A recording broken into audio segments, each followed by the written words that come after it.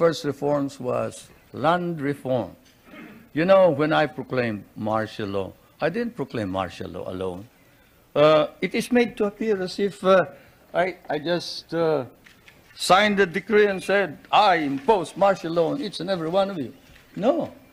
I asked the legislature to please pass.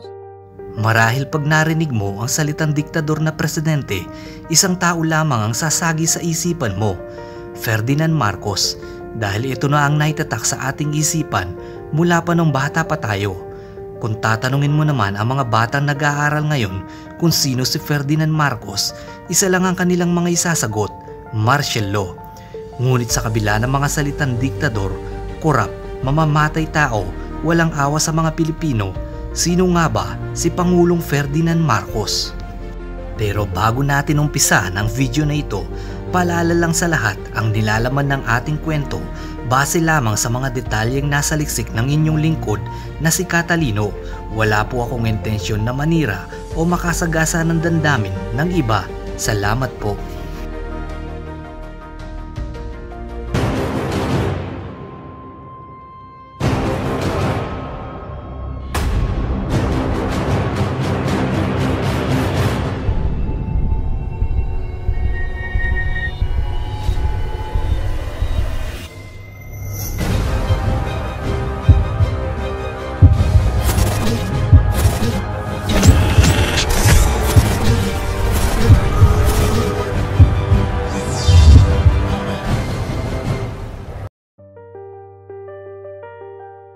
Ferdinand Marcos o Ferdinand Emmanuel Edralin Marcos ay pinanganak noong September 17, 1917 sa Sarat, Ilocos Norte. Ama niya si Mariano Marcos at ang ina naman niya ay si Josefa Edralin. Nakapag-aral si Ferdinand Marcos ng elementarya sa Sarat Central Elementary. Bata pa lamang ito ay namulat na sa buhay politika dahil ang kanyang ama na si Mariano Marcos ay isang abogado at congressman ng Ilocos Norte. Kaya isa rin itong dahilan kaya kumuha ng kursong abogasya si Ferdinand Marcos sa Universidad ng Pilipinas at nakapagtapos lang naman siya bilang cum laude noong 1939. At noong nag-i-exam na si Ferdinand Marcos sa bar exam upang maging ganap na siyang abogado, natalo naman sa halalan ng kanyang ama bilang congressman ng ikalawang distrito ng Ilocos Norte at ang tumalo sa kanya ay si Julio Nalunsad. Pagkatapos lang ng halalan ay pinatay si Julio Nalunsad at ang napagbintangan ay si Ferdinand Marcos. Habang nasa kulungan nga si Ferdinand, lumabas na ang resulta sa bar exam at siya ay nakapasa bilang top notcher at nakakuha ng puntos na 92.35%. Kaya pinayagan siya ng korte na ipagtanggol niya ang kanyang sarili at hindi naman siya nabigo. Napawalang sala niya ang kanyang sarili. At noong sumapit na nga ang ikalawang digmaang pandaigdigan, sumali si Ferdinand sa mga sundalong Pilipino-American upang labanan ng mga sundalong Hapon at isa siya sa nakaligtas sa death march na ginanap sa Bataan. At sa pagtatapos nga ng digmaan, nagpunta si Ferdinand Marcos sa Washington para ipagpatuloy niya ang pagiging abogasya at sinabihan niya ang mga American sundalo na ibalik nila ang $595,000 na kinuha nila sa mga Pilipino at sinabi rin niyang kumuha sila ng 2,000 mga cattle sa rancho ng kanyang ama na sa panahon yun ay hindi naman talaga nag-exist. At noong pagbalik niya sa Pilipinas noong 1949, tumakbo siya bilang representative ng ikalawang distrito ng Ilocos Sur at nanalo naman siya. At noong 1954, nakilala niya si Imelda Romualdez at di naglaon ikinasal sila at binayaan sila ng 3 anak na sina Bongbong, Aimee at Irene Marcos. At noong 1959, nanalo naman siya bilang senador at noong 1965, tumakbo siya bilang pagkapangulo kontra kay Diosdado Macapagal at nanalo ito at si Ferdinand Marcos ang naging pang-10 presidente ng Pilipinas.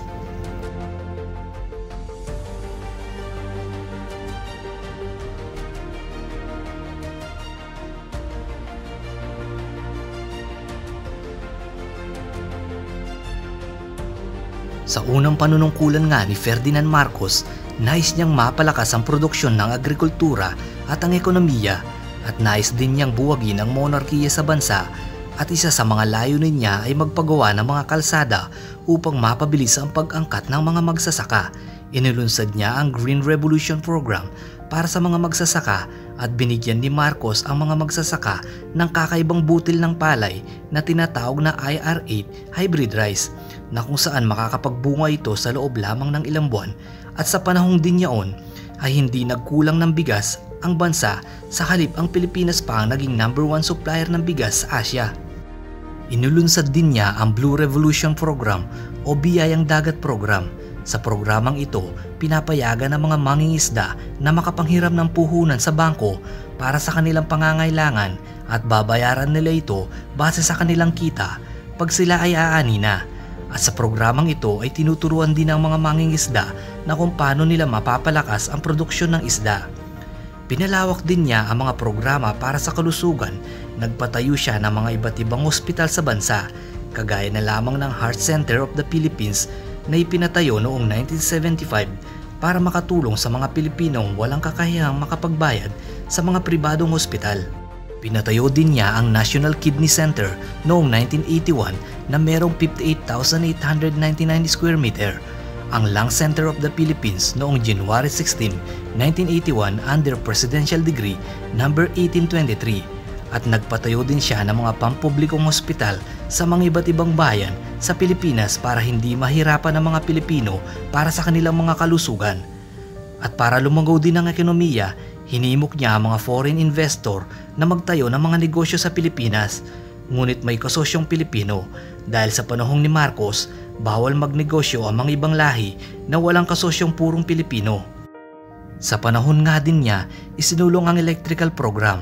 Para maagapan ang kakulangan sa kuryente ng bansa, nagpatayo siya ng maraming power plant para masupply ng buong bansa ng sapat na kuryente. Isa na dyan ang Leyte Geothermal Power Plant na naitayo noong 1977. Ang Makiling Banahaw Geothermal Power Plant naman na naitayo noong 1979. Ang Tiwi Geothermal Power Plant na naitayo noong 1980. Ang Angat Hydraulic Electric Power Plant na naitayo noong 1967. Ang Kalayaan Hydroelectric Power Plant naman na naitayo noong 1981, Magat Hydroelectric Power Plant na naitayo noong 1984, ang Pantabangan Hydroelectric Power Plant na naitayo noong 1977, ang Agus 2 Hydraulic Electric Power Plant na naitayo noong 1979, ang Agus 4 Hydroelectric Power Plant naman na naitayo noong 1985, ang Agus 5 na naitayo noong 1985, ang Agus 6 na naitayo noong 1977, ang Agus 7 naman na naitayo noong 1982, ang Colac Kawal Power Plant na naitayo noong 1984, Cebu Thermal Power Plant naman na naitayo noong 1981, ang Leyte Geothermal Power Plant na naitayo noong 1977, ang Masiway Hydroelectric Power Plant naman na naitayo noong 1980, ang Panlipinon 1 Southern Negros Geothermal Production Field na naitayo noong 1983, ang Pulangi Hydroelectric Power Plant na naitayo noong 1985, at nag-iisa lang ang Pilipinas sa Asia na gumagamit ng geothermal energy sa panahon ni Marcos. Pinalakas din ni Marcos ang programa para sa edukasyon. Nagpatayo siya ng mga eskwelahan sa iba't ibang sulok ng bansa, at lumipas lang ng ilang taon, tumaas ang edukasyon literacy ng bansa sa 80%, at pinalakas din ni Ferdinand Marcos ang transportasyon sa bansa. Pinagawa niya ang LRT-1 noong July 12, 1980 para mapabilis ang transportasyon ng mga Pilipino. Pinagawa din niya ang NLEX at SLEX na ang Pilipinas lang ang kauna-unahang may express highway sa Southern Asia noong panahon din niya.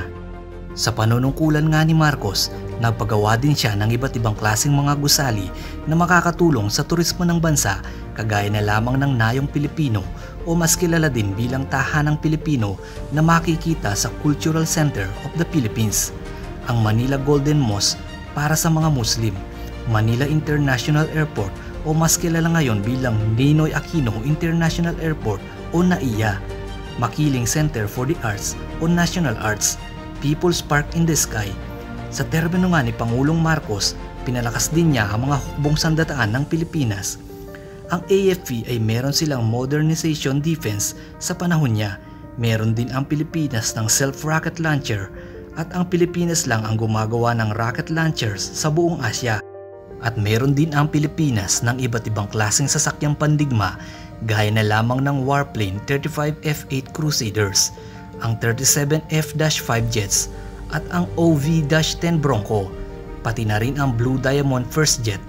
At yan lang naman ang ilan-ilan sa mga nagawa ni Pangulong Ferdinand Marcos bago siya patalsikin bilang pagkapangulo ng ating bansa.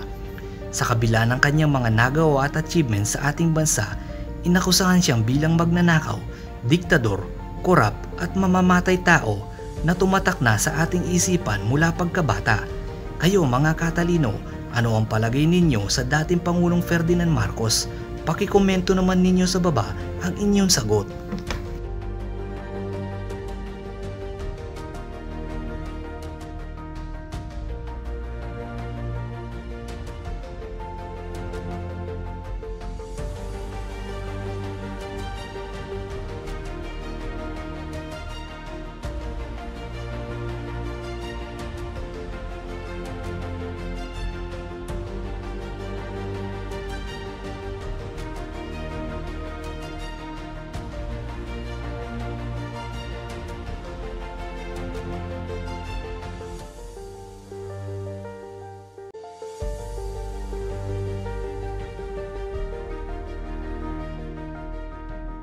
Nais ko muna palang i-shoutout ang bandang Another Season End.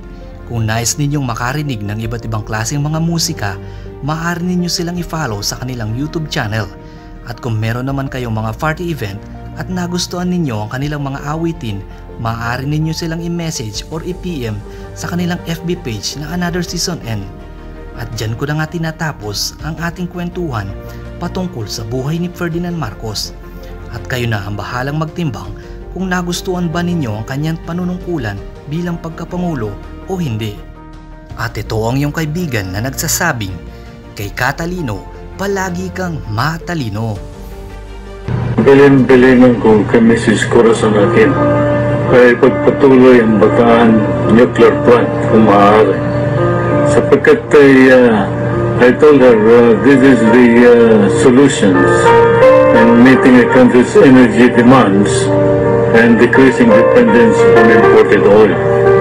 Ngunit ayaw niyang tanggapin ang aking mungkay at maalala daw ng taong bayan sa Marcos habang andyan ang Bataan nuclear plant. Anong klaseng pag-iisip yan? Ayan ay pag-ihigante o na idamay sa buhay ng Pilipinas.